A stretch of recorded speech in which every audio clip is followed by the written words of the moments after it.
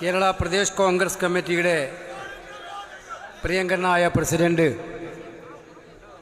നമ്മുടെ കേരളത്തിൽ ഐക്യജനാധിപത്യ മുന്നണിക്ക് ഏറ്റവും ശക്തമായ അടിത്തറ നൽകുന്ന കോൺഗ്രസ് പാർട്ടിയെ മുന്നോട്ട് നയിക്കുന്ന പ്രിയപ്പെട്ട അഡ്വക്കേറ്റ് സണ്ണി ജോസഫ് ഇന്ന് കാസർഗോഡ് നിന്ന് ആരംഭിച്ച് 7-ാം തീയതി തിരുവനന്തപുരത്തേക്ക് വരെ കേരളത്തിലെ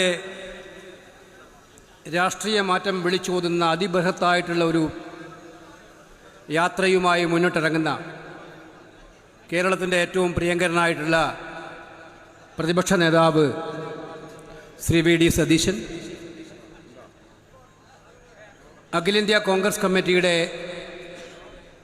ഏറ്റവും പ്രിയങ്കരിയായിട്ടുള്ള ജനറൽ സെക്രട്ടറി, കേരളത്തിലെ ഏതൊരു നേതാവിനേക്കാളും കൂടുതൽ താൽപ്പര്യപൂർവ്വം ഈ തെരഞ്ഞെടുപ്പിൽ സജീവമായിരിക്കുന്ന ശ്രീമതി ദീപാദാസ് മുൻഷി, പ്രിയപ്പെട്ട ഐക്യജനാധിപത്യ മുന്നണിയുടെ നമ്മളെപ്പോഴും വിളിക്കാറുണ്ട് ഒരു ട്രിബിൾ ഷൂട്ടർ എന്ന് പറയാൻ പറ്റുന്ന നേതാവ് ശ്രീ പി കെ കുഞ്ഞാലിക്കുട്ടി സാഹേബ്, പ്രിയപ്പെട്ട കോൺഗ്രസ് പ്രവർത്തക സമിതി അംഗങ്ങളായിട്ടുള്ള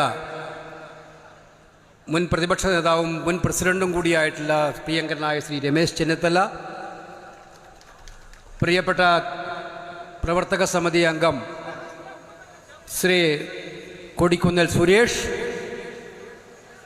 പ്രിയങ്കരനായിട്ടുള്ള ശ്രീ പി ജെ ജോസഫ്, കേരള കോൺഗ്രസ് പാർട്ടിയുടെ ചെയർമാൻ, RSPയുടെ നേതാവ് ഏറ്റവും പ്രിയങ്കരനായിട്ടുള്ള ഷിബു ബേബി ജോൺ, പ്രിയപ്പെട്ട ശ്രീ NK പ്രേമചന്ദ്രൻ, പ്രിയപ്പെട്ട CP ജോൺ, അധ്യക്ഷവേദിയിലെ UDFൻ്റെ പ്രഗത്ഭരായിട്ടുള്ള നേതാക്കന്മാർ, ഏറ്റവും പ്രിയപ്പെട്ട UDF കൺവീനർ അടൂർ പ്രകാശ്,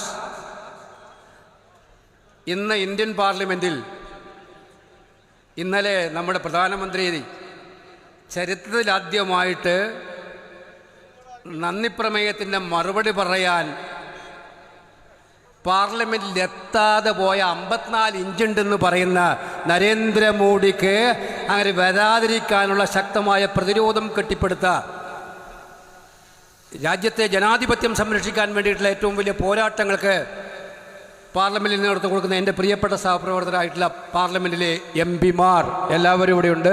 പ്രിയപ്പെട്ട MPമാർ, പ്രിയപ്പെട്ട MLAമാർ, പ്രത്യേകിച്ച് കാസർഗോഡിൻ്റെ MP, ഈ പരിപാടിയുടെയൊക്കെ തന്നെ മുഖ്യ സംഘാടകന്മാരിൽ ഒരാളായിട്ടുള്ള ശ്രീ രാജ്മോഹൻ ഉണ്ണിത്താൻ, നമ്മുടെ പ്രിയങ്കരനായിട്ടുള്ള MLA മഞ്ചേശ്വരത്തിൻ്റെ MLA, ജനങ്ങൾക്കൊപ്പം എപ്പോഴും നിൽക്കുന്ന നേതാവ് AKM അഷ്റഫ്, പ്രിയങ്കരനായിട്ടുള്ള എല്ലാ നേതാക്കന്മാരും, പേര് പറയണമെങ്കിൽ അതിന് തന്നെ 1 മണിക്കൂർ എടുക്കും. അതുകൊണ്ട് അവരെല്ലാം എന്നോട് ക്ഷമിക്കുമെന്നാണ് ഞാൻ വിശ്വസിക്കുന്നത്. ഐക്യ ജനാധിപത്യ മുന്നണിയുടെ ഏറ്റവും ആദ്യം പറയേണ്ട ആളാണ് ഞാൻ വിട്ടുപോയത്, ക്ഷമിക്കണം. നമ്മുടെ എല്ലാം പ്രിയങ്കരനായിട്ടുള്ള, നമുക്ക് ഒരിക്കലും പേര് പറയാൻ വിട്ടുപോകാത്ത നമ്മുടെ എല്ലാം ആവേശമായിട്ടുള്ള ശ്രീ K സുധാകരൻ, പ്രിയപ്പെട്ട അധ്യക്ഷവേദിയിലെ മറ്റു ബഹുമാന്യരായിട്ടുള്ള നേതാക്കളെ, സഹപ്രവർത്തകരെ, സുഹൃത്തുക്കളെ, ഇന്ന് ആരംഭിക്കുന്ന ഈ യാത്ര രാഷ്ട്രീയ കേരളം ഉറ്റുനോക്കുന്ന യാത്രയാണ്. കാരണം കേരളത്തിൽ കഴിഞ്ഞ 10 കൊല്ലക്കാലമായി വീർപ്പുമുട്ടലും പൊറുതിമുട്ടലുമായിട്ട് ജനം നിൽക്കുന്നൊരവസ്ഥയാണ്. അത് UDFൻ്റെ പ്രവർത്തകർ മാത്രമല്ല, 2ാം തവണയും വിജയിപ്പിച്ച് അധികാരത്തിലേറ്റാൻ സഹായിച്ച ജനങ്ങളുടെ മനസ്സിനകത്തേക്ക് ഇതുപോലെ ഒരു സർക്കാർ വിരുദ്ധ വികാരം നമ്മൾ കണ്ടിട്ടില്ല. അത് നമ്മുടെ മാത്രം കഴിവുകൊണ്ടല്ല, സാക്ഷാൽ ശ്രീ പിണറായി വിജയൻ്റെ പ്രവർത്തനത്തിൻ്റെ ഫലമായിട്ട് കേരളത്തിലെ ജനങ്ങളെല്ലാം പൊറുതിമുട്ടിയിരിക്കുന്ന ഒരു കാലത്താണ് വീണ്ടും ഒരു തിരഞ്ഞെടുപ്പ് പോരാട്ടത്തിന് കളമൊരുങ്ങിയിരിക്കുന്നത്. നമുക്കറിയാം, കാസർഗോഡുകാർക്ക് ഫുട്ബോൾ കളിയിൽ വലിയ ഇഷ്ടമാണ്, വോളിബോൾ കളിയും ഉണ്ട്, എനിക്കറിയാം, ബാസ്ക്കറ്റും കുഴപ്പമില്ല. കളികളിലെല്ലാം മത്സരങ്ങളിൽ ക്വാർട്ടർ നടക്കും, സെമി ഉണ്ടാകും, ഫൈനൽ ഉണ്ടാകും. നമ്മളെ സംബന്ധിച്ചിടത്തോളം ഒരു സെമി വളരെ വിജയകരമായിട്ട് പൂർത്തീകരിച്ചതാണ് പഞ്ചായത്ത് തിരഞ്ഞെടുപ്പ്. ജയിക്കില്ല എന്ന് പലരും കരുതിയിരുന്ന പഞ്ചായത്തുകളിലേക്ക് പോലും ഐക്യജനാധിപത്യ മുന്നണിയുടെ ചുണക്കുട്ടന്മാരും നമ്മുടെ സഹോദരിമാരും വീറുള്ള സഹോദരിമാരും കടന്നിരിക്കുന്ന കാഴ്ചയാണ് നമുക്ക് കാണാൻ കഴിയുന്നത്. സെമി കഴിഞ്ഞു, ഫൈനലിലേക്കുള്ള ഒരു യാത്രയാണ് ഇനി നമുക്ക്. ഈ ഫൈനൽ മത്സരത്തിൽ നമ്മുടെ എതിരാളികളുടെ കയ്യിലുള്ള ആയുധങ്ങളെയെല്ലാം താഴെ ഇറക്കി, ആ ആയുധങ്ങളെല്ലാം നിഷ്പ്രഭമാക്കി ജയിക്കാനുള്ള അന്തരീക്ഷം ഉണ്ടാക്കിയെടുക്കാൻ നമുക്ക് അന്തരീക്ഷം പാകപ്പെട്ട് കിടക്കുന്നുണ്ട്. ആ പാകപ്പെട്ട അന്തരീക്ഷത്തെ കുറച്ചുകൂടി സജ്ജമാക്കിയെടുക്കാൻ വേണ്ടിയിട്ടുള്ള UDFന്റെ ഐക്യജനാധിപത്യ മുന്നണിയുടെ ഉജ്ജ്വലമായിട്ടുള്ള പോരാട്ട യാത്രയാണ് ഈ യാത്ര. നമുക്കറിയാം ഒരുപാട് പ്രശ്നങ്ങളുണ്ട്. ഇവിടെ ഒരുപാട് പ്രാസംഗികന്മാരുള്ളതുകൊണ്ട് ഞാൻ ദീർഘമായ പ്രസംഗത്തിലേക്കൊന്നും കടക്കുന്നില്ല. പക്ഷേ കാലം വളരെയേറെ മാറിക്കൊണ്ടിരിക്കുകയാണ്. ഈ മാറുന്ന കാലത്തിനനുസരിച്ച് നമ്മുടെ കേരളവും മാറിക്കൊണ്ടിരിക്കുകയാണ്. നമ്മുടെ കേരളം മാറുമ്പോൾ അഭ്യസ്തവിദ്യരായിട്ടുള്ള ചെറുപ്പക്കാരടക്കം യുവതി യുവാക്കളടക്കം പഠിച്ചുകൊണ്ടിരിക്കുന്നവരടക്കം നിരാശയോടെ കേരളത്തെ നോക്കുന്നൊരു കാഴ്ച നമുക്കിപ്പോൾ കാണാൻ കഴിയും. പലരും അപ്പോൾ ഈ നാട് വിട്ട് വേറെ എവിടെയെങ്കിലും പോകണം എന്നാഗ്രഹിച്ചു പോകും. അതാണിപ്പോൾ സംഭവിച്ചുകൊണ്ടിരിക്കുന്നത്. കാലം മാറുന്നതനുസരിച്ച് നാടുമാറാത്ത, കാലം മാറുന്നതനുസരിച്ച് വിദ്യാഭ്യാസ സമ്പ്രദായങ്ങൾ മാറ്റാത്ത, കാലം മാറുന്നതനുസരിച്ച് തൊഴിൽ സംരംഭങ്ങൾ സൃഷ്ടിച്ചെടുക്കാൻ കഴിയാത്തൊരു നാടായി നമ്മുടെ നാട് മാറിക്കൊണ്ടിരിക്കുകയാണ്. ഇത് വളരെ അപകടകരമായ സ്ഥിതിയിലേക്ക് നമ്മുടെ നാടിനെ കൊണ്ടുപോകും. ബ്രെയിൻ ഡ്രെയിൻ എന്നുള്ള ഓമന പേരിട്ട് നമ്മൾ വിളിക്കുന്ന ഈ പേരുണ്ടല്ലോ,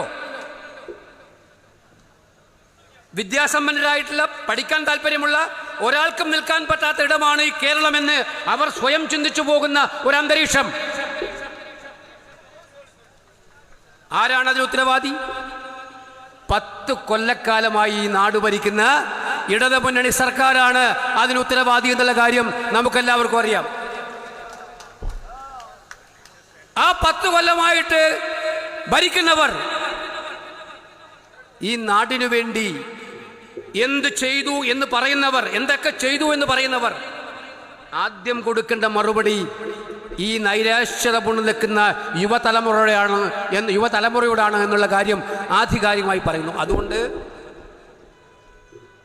ഈ യാത്ര കേവലം ഇടതുപക്ഷ ജനാധിപത്യ മുന്നണി ജനങ്ങൾക്ക് സമ്മാനിച്ച ദുരിതങ്ങളെക്കുറിച്ചും പ്രയാസങ്ങളെക്കുറിച്ചും പറയാൻ വേണ്ടിയുള്ള യാത്ര മാത്രമായിരിക്കില്ല.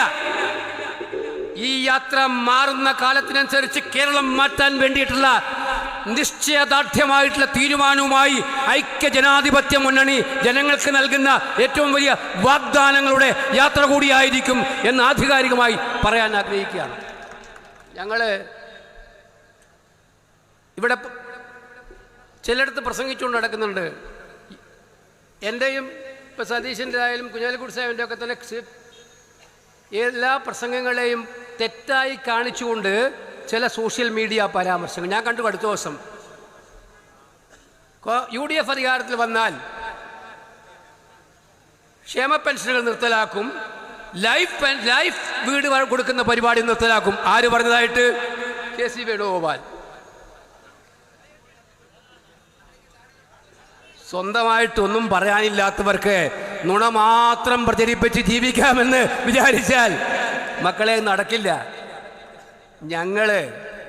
കേരളത്തിലെ ജനങ്ങൾ ആഗ്രഹിക്കുന്ന കാര്യങ്ങൾ തലയിൽ തൊട്ട് സത്യം ചെയ്ത് ഞങ്ങൾ അധികാരത്തിൽ വന്ന് നിങ്ങളെപ്പോലെയല്ല 2500 കൊടുക്കാമെന്ന് 5 കൊല്ലം മുമ്പേ പറഞ്ഞ് സ്ഥാനമൊഴിയുമ്പോൾ പോലും 2000 വരെ എത്തിച്ച്, അതും തിരഞ്ഞെടുപ്പിന് തൊട്ടു മുമ്പ് എത്തിച്ച് ജനങ്ങളെ കബളിപ്പിക്കാൻ ശ്രമിക്കുന്ന രീതിയിലല്ലായിരിക്കില്ല.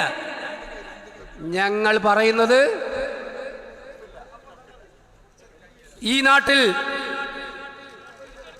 നടത്താൻ ആഗ്രഹമുള്ള കാര്യങ്ങൾ കൃത്യമായി നടപ്പിലാക്കുമെന്നുള്ള തീരുമാനവുമായിട്ടായിരിക്കും. അതിൻ്റെ തീരുമാനം മാത്രമല്ല, നടപ്പിലാക്കാനുള്ള നിശ്ചയദാർഢ്യവുമായിട്ടായിരിക്കും. അതുകൊണ്ട് പിന്നെ ഒരു കാര്യം മനസ്സിലാക്കിയോ, UDF വന്നാൽ എന്ത് ചെയ്യുമെന്നുള്ള കാര്യത്തിൽ ഞങ്ങൾ ഈ നാട്ടിൽ അവകാശങ്ങൾ കൊടുത്ത പാർട്ടിയാണ് കോൺഗ്രസ് പാർട്ടി. വിവരാവകാശം,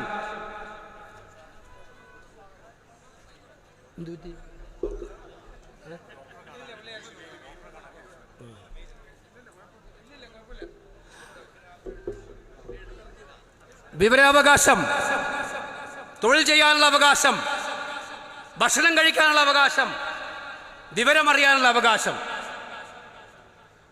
ഈ എല്ലാ അവകാശങ്ങളും ഇന്ത്യയിലെ പൗരന്മാർക്ക് കൊടുത്ത പാർട്ടിയാണ് ഇന്ത്യൻ നാഷണൽ കോൺഗ്രസും UPA ഗവൺമെന്റും എന്നുള്ള കാര്യം അഭിമാനപൂർവ്വം ഞങ്ങൾ പറയട്ടെ. ഈ കൊടുക്കുന്നതൊന്നും ഔദാര്യമല്ല. ആർ ശങ്കറിന്റെ കാലത്ത് തുടങ്ങിയതാണ് ക്ഷേമ പെൻഷൻ. ആർ ശങ്കറിന്റെ കാലത്ത് തുടങ്ങിയതാണ്. ഞങ്ങൾക്കത് കമ്മിറ്റ്മെന്റ് ഉണ്ട്. അത് പാവപ്പെട്ടവനുള്ള അവകാശമാണ്. പെൻഷൻ എന്ന് പറയുന്നത് പാവപ്പെട്ടവനുള്ള അവകാശമാണ്. ആ അവകാശം നിലനിർത്താൻ UDF പ്രതിജ്ഞാബദ്ധമാണ്. നിങ്ങളുടെ പോലെ വാക്കൊന്നു പറഞ്ഞ് പ്രവൃത്തി വേറൊന്നായിരിക്കില്ല. പറയുന്ന കാര്യം നടപ്പിലാക്കാൻ അത് ഞങ്ങളുടെ പ്രകടന പത്രിക കണ്ടാൽ നിങ്ങൾക്ക് മനസ്സിലാവും.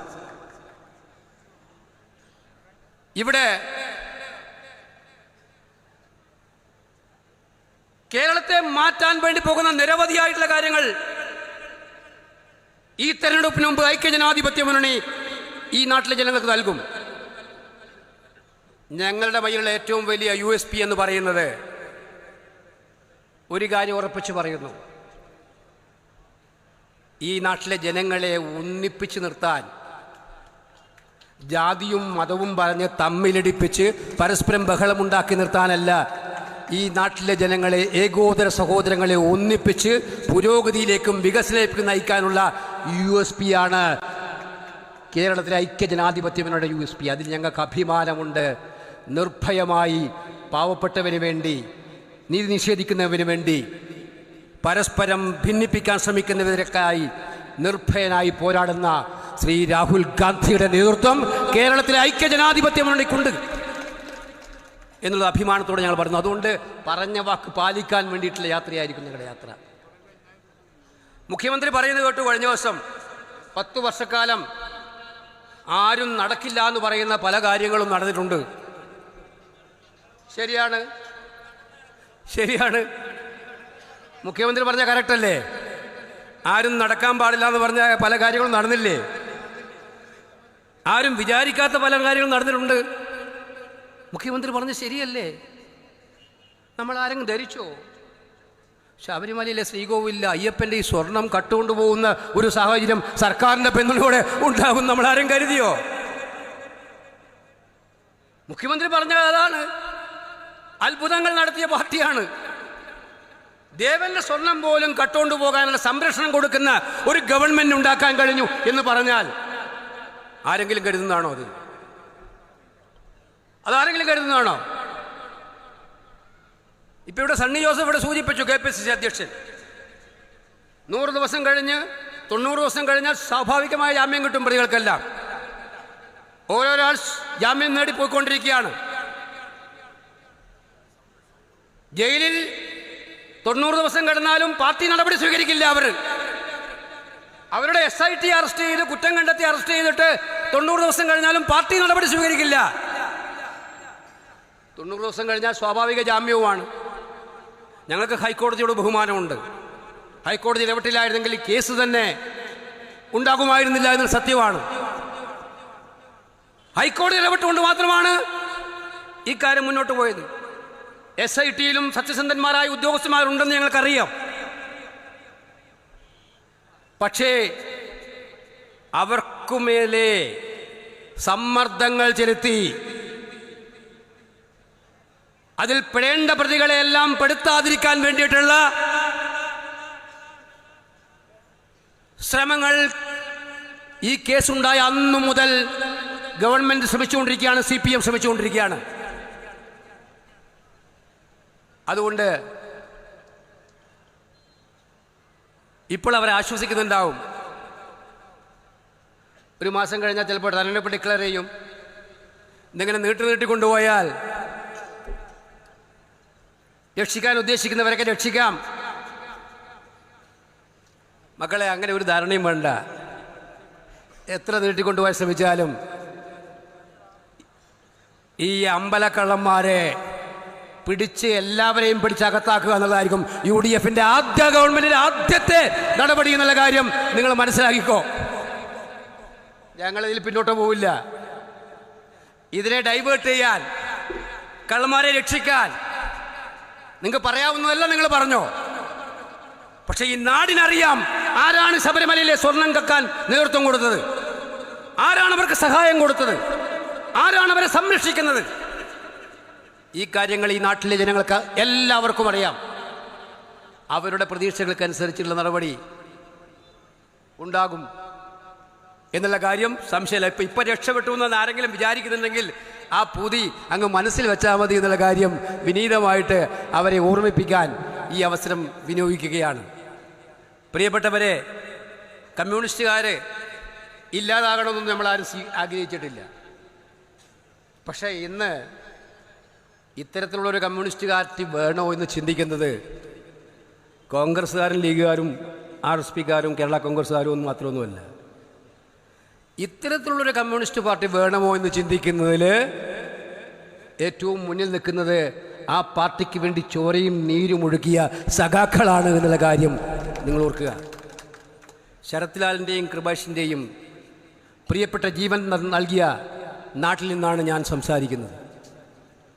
രണ്ട് ഊർജ്ജസ്വലരായ ചെറുപ്പക്കാർ ഒരു തെറ്റും ചെയ്യാതെ ആ രണ്ടു യൗവനങ്ങളെ കുരുന്നിലെ ഇല്ലാതാക്കിയ രാഷ്ട്രീയ അക്രമ കാപാലികത്വത്തിൻ്റെ ഏറ്റവും ബീഭത്സമായ മുഖം കണ്ടവരാണ് പെരിയയിലെയും കാസർഗോഡിലെയും ജനങ്ങൾ, കോൺഗ്രസ്സുകാർ, UDFകാർ. ആ രാഷ്ട്രീയം, ചന്ദ്രശേഖരനെ വെട്ടിനുറുക്കിയ രാഷ്ട്രീയം, സ്വന്തം രാഷ്ട്രീയ എതിരാളികൾക്കെതിരെ മാത്രമല്ല, സ്വന്തം പാർട്ടിക്കകത്ത് പോലും അഭിപ്രായം പറയുന്നവനെ ഇല്ലാതാക്കുക എന്ന രാഷ്ട്രീയം ഇന്നും CPM തുടർന്നുകൊണ്ടേയിരിക്കുകയാണ്. എൻ്റെ നാട്ടിൽ പയ്യന്നൂരിൽ കഴിഞ്ഞ ദിവസങ്ങളുണ്ടായ കാര്യങ്ങൾ ഞാൻ സത്യത്തിൽ അത്ഭുതപ്പെട്ടു. ഈ കുഞ്ഞികൃഷ്ണൻ ഇങ്ങനെ പറയുന്നത്, കുഞ്ഞികൃഷ്ണനെ കുറിച്ച് എനിക്കറിയാം. എത്രയോ നാളായിട്ട് പാർട്ടിയുടെ ഏരിയ സെക്രട്ടറി, ഒരിക്കലും നട്ടല് വളയാത്ത കമ്മ്യൂണിസ്റ്റുകാരൻ, ഏത് കൊടുങ്കാറ്റ് ഇളകി വന്നാലും കമ്മ്യൂണിസം തന്റെ കയ്യിൽ പിടിച്ചുകൊണ്ടിരിക്കുന്ന ഒരു ചെറുപ്പക്കാരൻ. അന്ന് അദ്ദേഹത്തിന് പ്രായം കൂടി. അദ്ദേഹത്തിൻ്റെ അനുഭവങ്ങൾ അദ്ദേഹം തന്നെ പറയുന്നത് കേട്ടപ്പോൾ, ആ അനുഭവങ്ങൾ കേൾക്കാൻ കഴിഞ്ഞ ദിവസം പയ്യന്നൂരിലെ സമ്മേളനത്തിൽ കേരളത്തിൻ്റെ നാനാഭാഗങ്ങളിൽ നിന്നും കമ്മ്യൂണിസ്റ്റുകാരൻ ഒഴുകി വന്നത് ചാനലിലൂടെ കണ്ടു. അപ്പോൾ ഞാൻ ആലോചിച്ചു പോയി, ബംഗാളിൽ കമ്മ്യൂണിസ്റ്റ് പാർട്ടി തകരുന്ന എവിടെയാണ്? ഞങ്ങളെക്കുറിച്ചൊക്കെ ആക്ഷേപം പറഞ്ഞവരുണ്ട്. ബംഗാളിൽ BJP എന്ന് പറയുന്ന പാർട്ടിയുടെ എല്ലാ സ്വത്തിൻ്റെയും ഏക അവകാശി എന്ന് പറഞ്ഞാൽ അത് സാക്ഷാൽ CPM ആണ്, കമ്മ്യൂണിസ്റ്റ് പാർട്ടിയാണ്. ഇത് ഇവരുടെ പാർട്ടി ഓഫീസെല്ലാം ബംഗാളിലെ BJP ഓഫീസാണ്. ദീപാജിക്ക് നന്നായിട്ട് അറിയാം. ആ അവസ്ഥ ഉണ്ടായതെങ്ങനെയാണ്? ധാർഷ്ട്യം, ധിക്കാരം, സ്വന്തം പാർട്ടി പ്രവർത്തകന്റെ വികാരങ്ങളെയെല്ലാം ഇല്ലാതാക്കുക, എതിർ ശബ്ദങ്ങളെ തല്ലി ഒടുക്കിയ, അധികാരത്തിൻ്റെ അഹങ്കാരം മൂത്ത് സ്വന്തം പാർട്ടിയുടെ ആശയങ്ങളും ആദർശങ്ങളും മറന്ന് വ്യത്യസ്തമായി പോകുന്ന ഒരു പാർട്ടിയായി അവിടെ മാറിയപ്പോഴാണ് ആ പാർട്ടിയുടെ പതനം അവിടെ ആരംഭിച്ചത്.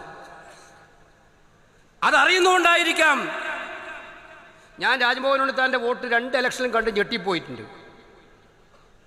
ചില ബൂത്തുകളിൽ പണ്ടൊക്കെ ഏറ്റവും കൂടുതൽ മരിച്ചവർ പുനർജനിക്കുന്ന നാടാണ് കാസർഗോഡിൻ്റെ പല ബൂത്തുകൾ നിങ്ങൾക്കറിയാം. എനിക്ക് ഇലക്ഷൻ ഓർമ്മയുണ്ടായി. പ്രേതാത്മാക്കൾ വന്ന് വോട്ട് ചെയ്യും അവർ ഇലക്ഷൻ സമയത്ത്. കാരണം അവരുടെ പേര് ഭരിച്ചവരുടെ പേരിലായിരിക്കും വോട്ട് ചെയ്യും. 99% പോളിംഗ്, 100% പോളിംഗ് ഒക്കെ നടക്കും. അത്തരം ബൂത്തുകൾ എടുത്ത് നോക്കിയപ്പോൾ ഉണ്ണിത്താൻ ഭൂരിപക്ഷം. അപ്പോൾ നോക്കിയപ്പോൾ എന്താണ്, ഇപ്രാവശ്യം കള്ളവോട്ട് നടന്നിട്ടുണ്ട്. പക്ഷെ കള്ളവോട്ട് ചെയ്യാൻ ഏൽപ്പിച്ചവനും ചെയ്ത വോട്ടാർക്കാണ് സാക്ഷാൽ ഉണ്ണിത്താൻ കൈപ്പത്തിയിൽ. ഇത് ഉണ്ണിത്താനുള്ള സ്നേഹം കൊണ്ടല്ല, കോൺഗ്രസിനോട് സ്നേഹം കൊണ്ടല്ല. ഉറപ്പാണ് ഇത് ഈ പാർട്ടി രക്ഷപ്പെടണം എന്നുള്ള സിൻസിയറായിട്ടുള്ള ആഗ്രഹമുള്ള കമ്മ്യൂണിസ്റ്റുകാരൻ്റെ വോട്ടാണ് ആ വോട്ട്. കാരണം ഈ അഹങ്കാരവും ഈ ധിക്കാരവും ഇത് അനുവദിച്ചു കൊടുത്ത് മുന്നോട്ട് പോയി വീണ്ടും എങ്ങാനെങ്ങാനും ഇവർക്കൊരു ഭരണം വീണ്ടും കിട്ടിയാൽ ബംഗാളിൻ്റെ അവസ്ഥയിലേക്ക് ഈ പാർട്ടി പോകുമെന്നുള്ള വേദന കൊണ്ടാണ് അവർ വിഷമത്തോടു കൂടിയിട്ടാണെങ്കിലും ആ പാർട്ടിക്കെതിരെ വോട്ട് ചെയ്യുന്നത്. അതാണ് പയ്യന്നൂരിലുണ്ടായത്. പക്ഷെ അവരതിനെ നേരിടുന്നത് എങ്ങനെയാണ്? ഇത് കോൺഗ്രസിൻ്റെ ഗൂഢാലോചനയാണ്, അല്ലെങ്കിൽ വേറെ ഏതെങ്കിലും പാർട്ടിയുടെ ഗൂഢാലോചനയാണ്. ഞങ്ങൾക്ക് ആവശ്യത്തിന് സമയം ജോലി ചെയ്യാൻ ഒരുപാട് കാര്യങ്ങളുണ്ട്. CPM-ൻ്റെ ആഭ്യന്തര കുഴപ്പങ്ങളിൽ കയറി ഇടപെട്ടിട്ട് ആ പാർട്ടിയെ നന്നാക്കാനുള്ള ഉത്തരവാദിത്വമൊന്നും കോൺഗ്രസിനില്ല. പക്ഷേ നിങ്ങളുടെ ജോലി ഞങ്ങൾക്ക് എളുപ്പമാക്കി തരുന്നുണ്ട്. കാരണം എന്താ, ഞങ്ങൾ വിചാരിക്കുന്നതിനേക്കാൾ കൂടുതൽ നിങ്ങൾ നിങ്ങളുടെ പാർട്ടിക്കകത്ത് നിങ്ങളുടെ സ്വന്തം അണികളിൽ നിന്നും ഒറ്റപ്പെട്ടുകൊണ്ടിരിക്കുന്ന ഓരോ ദിവസം കൂടുന്തോറും എന്നുള്ളതാണ് യാഥാർത്ഥ്യമായിട്ടുള്ള കാര്യം.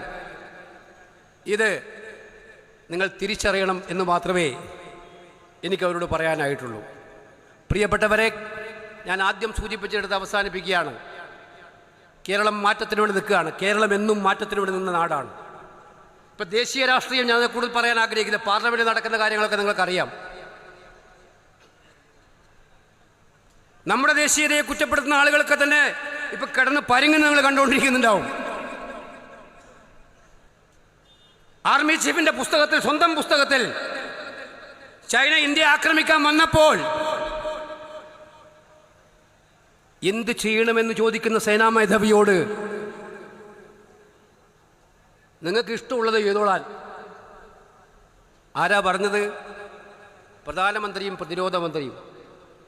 ചൈന വന്ന് ആക്രമിക്കാൻ വേണ്ടി അവൻ്റെ എല്ലാ ആയുധങ്ങളുമായി നിൽക്കുമ്പോൾ ഇന്ത്യൻ സൈന്യം തിരിച്ചടിക്കാൻ തയ്യാറാണ്, ഞങ്ങൾ നീങ്ങട്ടെ എന്ന് ചോദിച്ചതിനും മറുപടിയായിട്ട് 2 മണിക്കൂർ മറുപടിയില്ല. അവസാനം ഗത്യന്തരമില്ലാതെ വീണ്ടും കൊണ്ടുപോർ ചോദിച്ചപ്പോൾ നിങ്ങൾക്ക് ഇഷ്ടമുള്ളത് നിങ്ങൾ ചെയ്തോളാൻ പറയുന്ന ആണ് 54 ഇഞ്ചുള്ള പ്രധാനമന്ത്രി. ഈ 54 ഇഞ്ച് പൊളിഞ്ഞ് പാളീസാവുന്ന കാഴ്ചയാണ് ഇപ്പം ഇന്ത്യ രാജ്യത്ത് ഇപ്പോൾ കണ്ടുകൊണ്ടിരിക്കുന്നത്. കേരളത്തിൽ തന്നത് ആമ ഗവേഷണ കേന്ദ്രം ബഡ്ജറ്റിൽ. അറിയാമല്ലോ, മഞ്ചേശ്വരത്ത് ആമയുണ്ടോ എന്ന് എനിക്കറിയില്ല, കടലിൻ്റെ അടുത്ത് ഉണ്ടാവും. ആമ ഗവേഷണ കേന്ദ്രം ഒരു കാര്യത്തിൽ അവരാലോചിച്ചിട്ടുണ്ടോ എന്ന് എനിക്കറിയില്ല. കേരളത്തിലെ ഗവൺമെൻറ് ആവശ്യം വരുമ്പം തല പുറത്ത് കാണിക്കുകയും ആവശ്യമുള്ളപ്പോൾ തല ഉള്ളിലേക്ക് എടുക്കുകയും ചെയ്യുന്ന സ്വഭാവമാണല്ലോ ആമക്കുള്ളത്. അത് മനസ്സിലാക്കിയിട്ട് ഒരു പ്രതീകാത്മകമായിട്ട് കേരളത്തിന് വേണ്ടി കൊടുക്കാവുന്ന ഒന്നാണ് എന്ന് ചോദിച്ചവർ ചെയ്താണോ എനിക്കറിയില്ല. പക്ഷേ ഇതുപോലെ കേരളത്തെ അപമാനിച്ചൊരു ബഡ്ജറ്റ് ഉണ്ടായിട്ടുണ്ടോ? ഇതുപോലെ അപമാനിച്ച ബഡ്ജറ്റ് ഉണ്ടായിട്ടില്ല. കേരള ജനതയോട് ഇൻസൾട്ട് ചെയ്യാൻ നമ്മുടെ പാർലമെന്റിൽ നമ്മുടെ MP-മാർ പറഞ്ഞു, മുദ്രാവാക്യം വിളിച്ചു. കേരളം ഇന്ത്യയിലാണെന്ന് നിങ്ങൾക്ക് ബോധ്യമുണ്ടോ എന്ന് ചോദിക്കേണ്ട ഒരവസ്ഥ. ഇത് ഞങ്ങൾ മാത്രം ചോദിച്ചതല്ല, ഓരോ കേരളീയനും അന്ന് മനസ്സിൽ തോന്നിയ ചോദ്യമാണ്, നമ്മുടെ ഇന്ത്യയുടെ ഭാഗമാണോ എന്ന്. അതുപോലെ നമുക്കെതിരായിട്ട് നിന്ന ഒരു ബഡ്ജറ്റായിരുന്നു ഈ ബഡ്ജറ്റ്. ഇതിനെതിരായിട്ട് ശക്തമായ പോരാട്ടം നമ്മൾ പാർലമെന്റിലും പുറത്തും നടത്തിക്കൊണ്ടിരിക്കുകയാണ്. വിട്ടുവീഴ്ചയില്ലാത്ത പോരാട്ടം, ഒരു സംശയവും വേണ്ട. ഇതാരുടെ ഔദാര്യമല്ല, നമ്മൾ കൊടുക്കുന്നുണ്ട് നികുതി ഇന്ത്യ രാജ്യത്തിന്. ആ നികുതിക്കനുസരിച്ച് നമുക്ക് പദ്ധതി തരേണ്ടത് ഔദാര്യമല്ല, നമ്മുടെ അവകാശമാണ്. ഈ അവകാശം പോലും തരാൻ നരേന്ദ്രമോദി കനിയുന്നില്ല എന്ന് വന്നാൽ അത് പിടിച്ചു വാങ്ങാൻ ഉള്ള ആണത്തമുള്ള സർക്കാരായിരിക്കും 3 മാസം കഴിഞ്ഞാൽ കേരളത്തിൽ ഉണ്ടാകാൻ വേണ്ടി പോകുന്നതെന്ന് കൂടി പറയാൻ ഞങ്ങൾ ആഗ്രഹിക്കുകയാണ്. അതുകൊണ്ട് ഈ കേരളത്തോടുള്ള കേന്ദ്രത്തിൻ്റെ അവഗണനയ്ക്കെതിരായിട്ടുള്ള പോരാട്ടവും നമ്മൾ ശക്തിപ്പെടുത്തും. രാജ്യത്തിലെ ജനങ്ങളെ ഭിന്നിപ്പിക്കുന്ന രാഷ്ട്രീയത്തിനെതിരായി ശക്തിപ്പെടുത്തും. ഒപ്പം നാട്ടിൻ്റെ പുരോഗതിയും ക്ഷേമവും ലക്ഷ്യം വെച്ചുകൊണ്ടുള്ള സമഗ്ര പരിപാടിയുമായി മുന്നോട്ട് പോകും. ഈ യാത്ര നിയോജക മണ്ഡലങ്ങൾ താണ്ടി തിരുവനന്തപുരത്ത് എത്തുമ്പോൾ ഒരു സംശയവും വേണ്ട, കേരളം ഒറ്റക്കെട്ടായി ഐക്യജനാധിപത്യ മുന്നണിയിൽ പിന്നിൽ അണിനിരക്കുന്ന രാഷ്ട്രീയ സാഹചര്യം ഉണ്ടാക്കും. പിന്നീട് പോകുന്നത് കേരളത്തിലെ സെക്രട്ടേറിയറ്റിലേക്ക്. ഏപ്രിൽ മാസം കഴിഞ്ഞ് മെയ് മാസം UDF-ന്റെ മുഖ്യമന്ത്രി മന്ത്രിമാർ അധികാരമേറ്റെടുക്കുന്ന കാര്യത്തിലേക്കായിരിക്കും അതിന് തുടക്കം കുറിക്കുന്ന ഉജ്ജ്വലമായ ഈ പരിപാടിക്ക് എല്ലാവിധ അഭിവാദ്യങ്ങളും അർപ്പിച്ചുകൊണ്ട് ഈ സമ്മേളനം ഔപചാരികമായി ഉദ്ഘാടനം ചെയ്യുന്നു. നമസ്കാരം. ജയ് ഹിന്ദ്.